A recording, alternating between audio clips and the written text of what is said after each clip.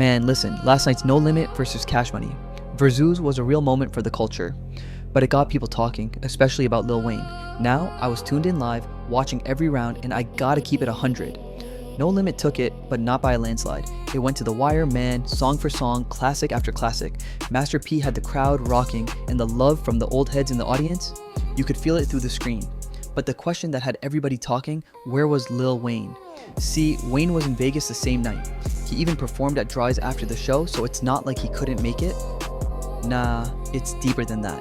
Rumor is, Wayne didn't want to be around Birdman, because ever since that Young Thug trial, Birdman's name keeps coming up when people mention that tour bus shooting from back in the day. And allegedly, that's still a sore spot for Wayne. You can't really blame him. If someone you once called family might have been involved in something like that, how do you even stand next to them again?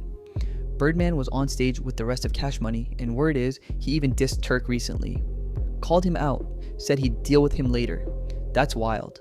And Mia X was standing right there looking confused when it happened.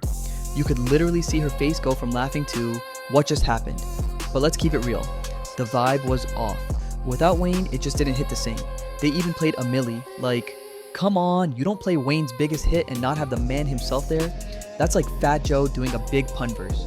Disrespectful and weird. Now, don't get it twisted, Juby did his thing, BG came through, the crowd showed love.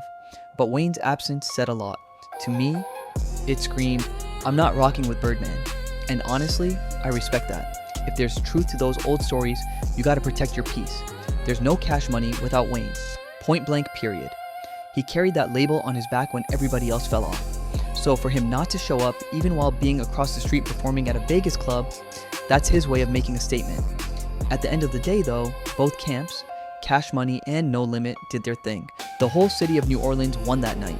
Seeing those legends share the stage after years of beef and bloodshed, that's real growth right there.